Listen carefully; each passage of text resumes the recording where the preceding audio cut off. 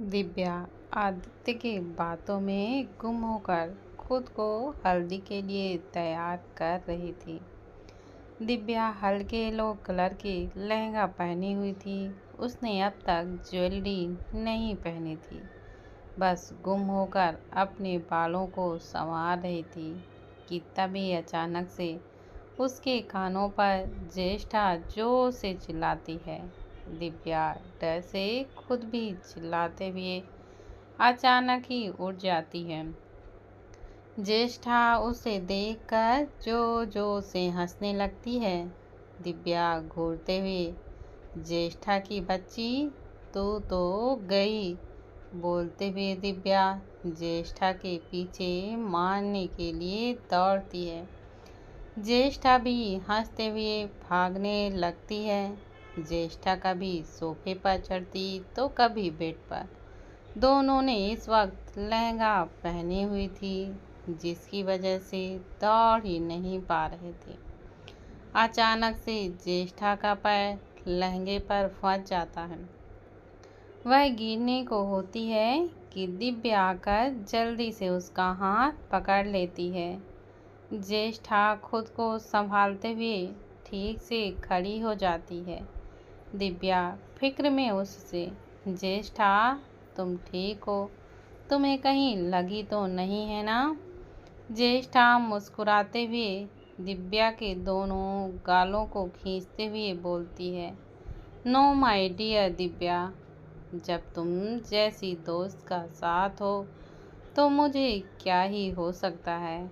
दिव्या पहले घूर कर ज्येष्ठा को देखती है, फिर एकदम से दोनों हंसने लगती हैं। कुछ देर बाद ज्येष्ठा दिव्या से बोलती है, दिव्या मुझे तुम्हारी हेल्प चाहिए, इस लहंगे ने मेरा दिमाग खराब करके रखा हुआ है। कहते हुए ज्येष्ठा मुंह बिगाड़ लेती है। इस पर दिव्या हंसते हुए कहती है, मैं अभी ठीक कर देती हूँ। इधर रूमी भी हल्दी के लिए रेडी हो रही थी। तभी शौर्य के रोने की आवाज़ आती है। रूमी इस वक्त अपने ब्लाउज की डोरी को ही बांध रही थी। वह उसे छोड़कर शौर्य को गोद में उठा लेती है। तभी उसे अपने पीठ पर किसी की छुअन महसूस होती है। रूमी एकदम से सिरह उठती है। उसकी आंखें अपने आप बंद हो जाती हैं। गौरव रूमी की ब्लाउज की डोरी बांधकर उसके बालों को पीछे करता है और अपने हाथों को रूबी के कमर से होते हुए पेट पर पकड़ लेता है। रूमी के पूरे शरीर में झंझनाहट सा आ जाता है। अब तक तो शौर्य भी बिल्कुल चुप हो गया था। गौरव जाकर रूमी के कान के पास कहता है, जब आज से तो तुम सिर्फ मेरी बनने वाली हो। हर पल मैंने बस इसी पल का ही इंतज़ार किया था और आज तो वो दिन आ ही गया। कहते हुए गौरव धीरे से रूमी के कान पर किस कर लेता है। रूमी का दिल जोरों से धक धक करता धड़कने लगता है। गौरव धीरे से रूमी को अपनी ओर पलटता है तो देखता है रूमी के गाल शर्म से लाल हो चुकी थी। वहीं शौर्य दोनों को देखकर हंसने लगता है।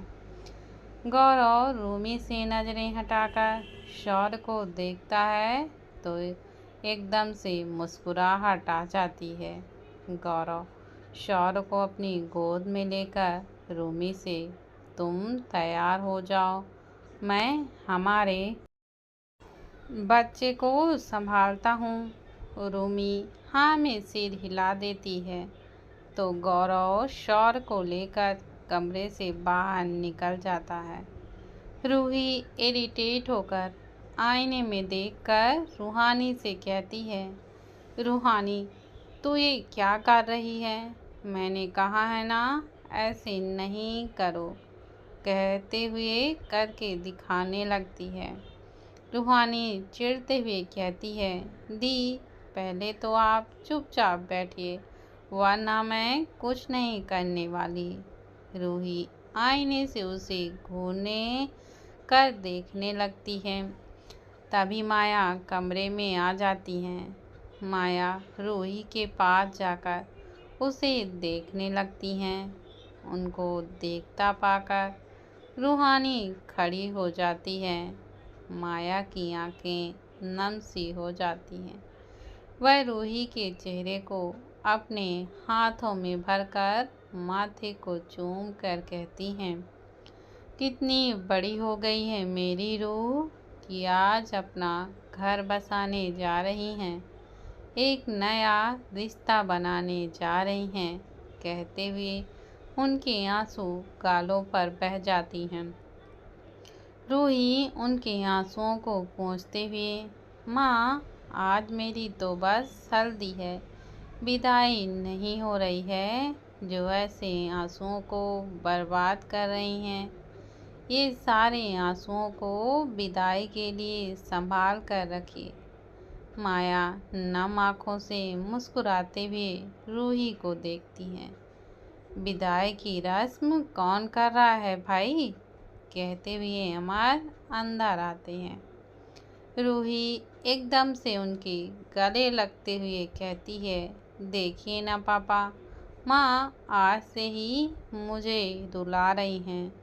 अमर रूही की पीठ को सहलाते हुए माया जी को देखकर कहते हैं, क्यों जी, आप हमारी फूल सी बच्ची क्या खिला हुआ चेहरे को क्यों मुरझा रही हैं?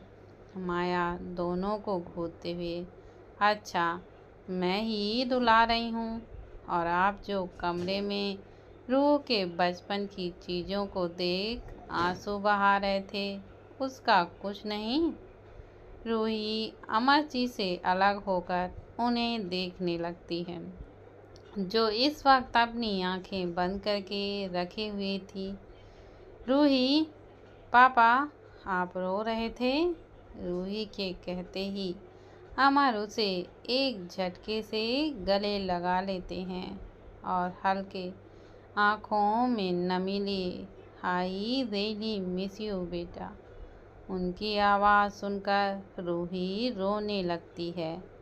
तभी अंदर आता हुआ रूहान कहता है कि विदाई की रस्म नहीं हो रही है, जो यहाँ बिना मतलब के आंसू बहाए जा रहे हैं।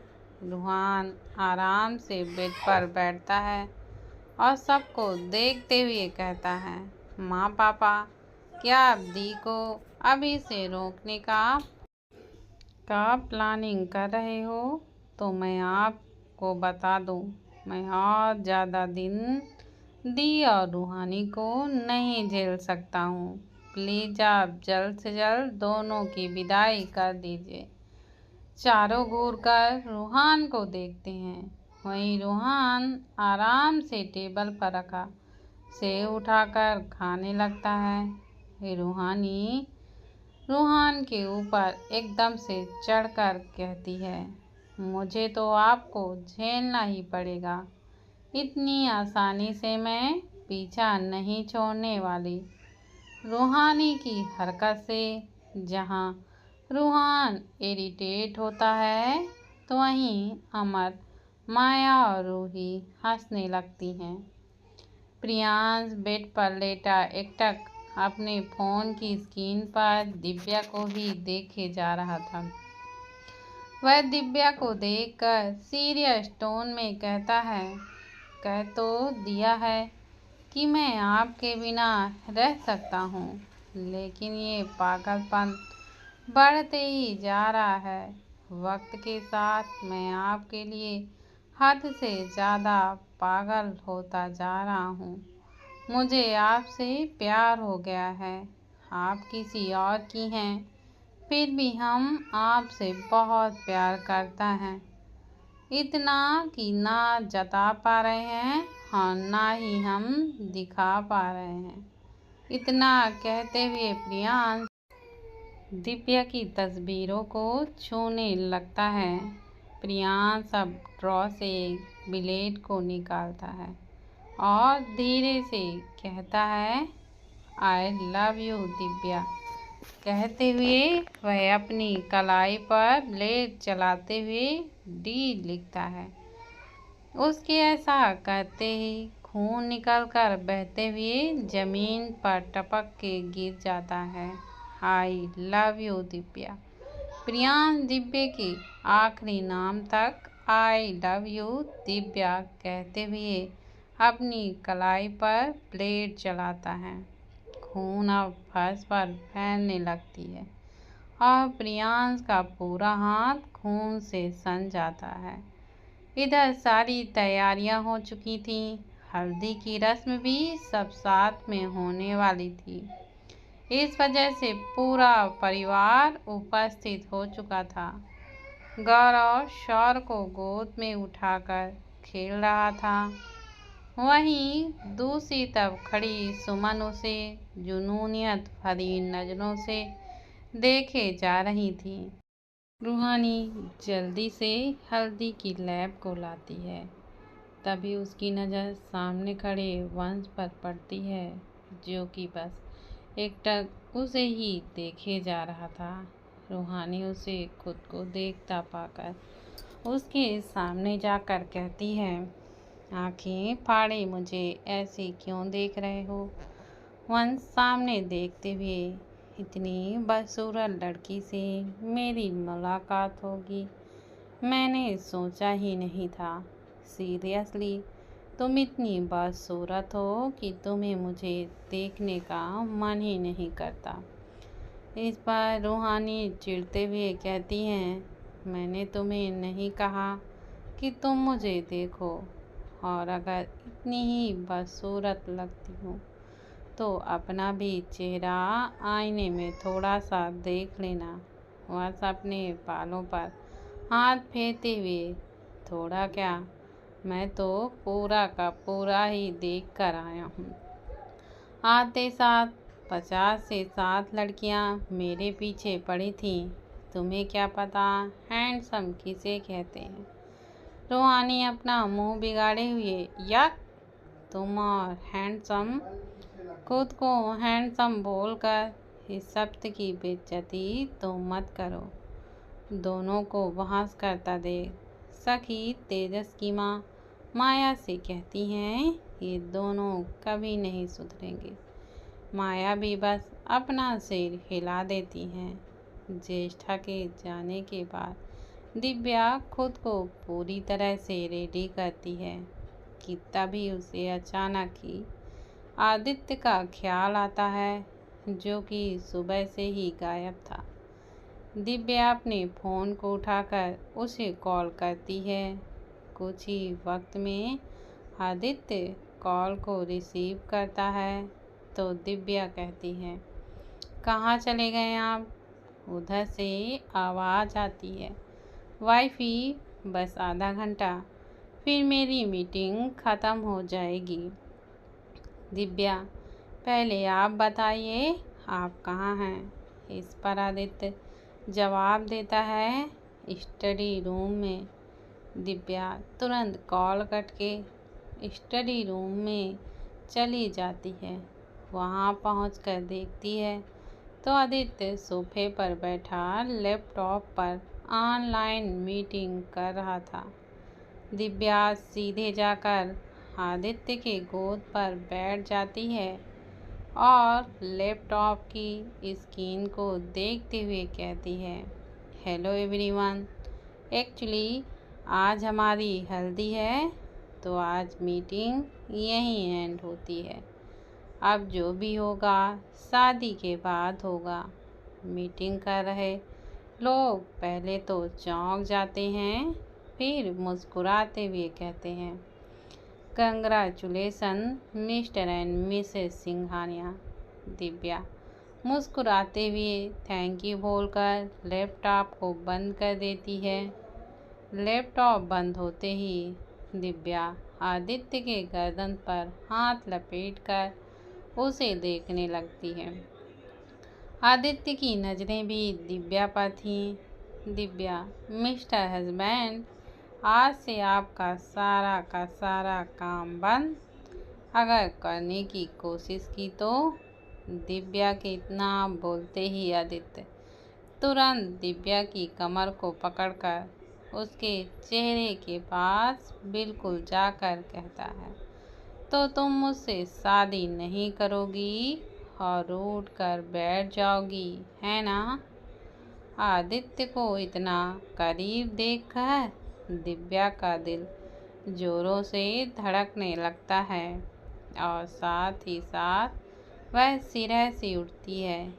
आदित्य खुद के नाक को दिव्या की नाक से रगड़ते हुए कहता है, वाइफी, मैं तुम्हें बता दूं कि तुम अगर ऐसा कुछ करोगी तो मैं ज़बरदस्ती तुम्हें उठाकर तुम्हारे साथ शादी करूँगा और तुम्हारा रूठना, इसका इलाज भी है मेरे पास। तुम्हें याद तो होगा ना वाइफी?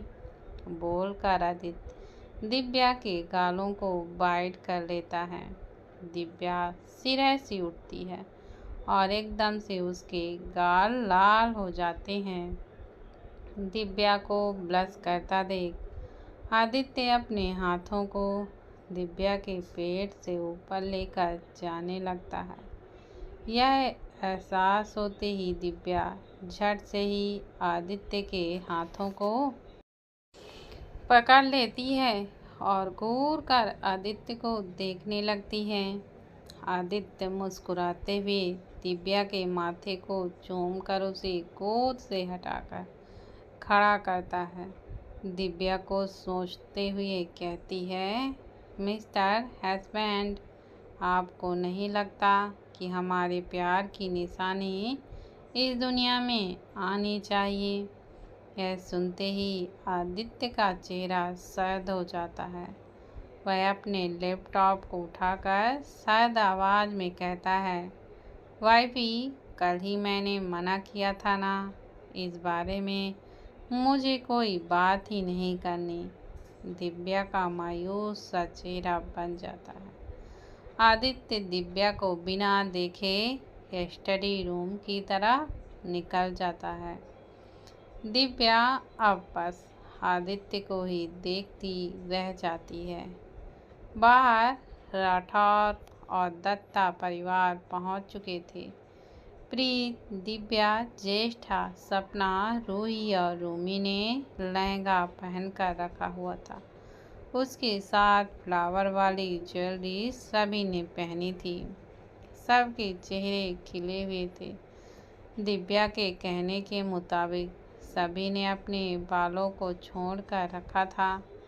सभी फोटो खिंचवाने में व्यस्त थे। गौरव शौर्य को गोद में लिए हुए था कि अचानक ही उसे कुछ याद आता है। वह सामने खड़े हुए आदित्य से कहता है, आदि, मुझे एक इम्पोर्टेंट कॉल करनी है, तो प्लीज़ शौर्य को संभालना। आदित्य गौरव को देखता है, फिर शौर्य को, जो एकटक आदित्य को ही शांत देख रहा था। गौरव आदित्य को हड़बड़ाते हुए, अरे लेना यार, कहते हुए गौरव शौर्य को आदित्य को दे देता है और खुद कॉल करते हुए साइड में चला जाता है। शौर्य को हाथ में लेते ही आदित्य के एक्सप्रेशन चेंज हो जाते हैं। वह एकटक शौर्य को देखने लगता है। वहीं शौर्य भी आदित्य को ही एकटक देखे जा रहा था। फोटो सेशन खत्म होते ही सब अपनी अपनी जगह पर बैठ जाते हैं। रूहानी घबराते हुए हकलाकर आदित्य के पास जाकर बोलती है, भाई, वो फिर अचानक से स्पीड से कहती है, वो शौर्य को आप मुझे दे दीजिए, आपको बड़ी माँ बुला रही हैं। आदित्य तुरंत शौर्य के रूहानी को देते हैं और फिर वहाँ से चला जाता है। अब सबकी हल्दी की रस्म शुरू होती है। सभी को साथ में एक लाइन से बैठाया जाता है। अर्जुन और प्रीत की सबसे पहले हल्दी लगती है, फिर आदित्य और दिव्या, उसके बाद ध्रुव और ज्येष्ठा, फिर अनुज और सपना, फिर तेजस और रूही, फिर आखिरी जोड़ी गौरव और रूमी की। एक एक करके सभी कोई हल्दी लगाते हैं।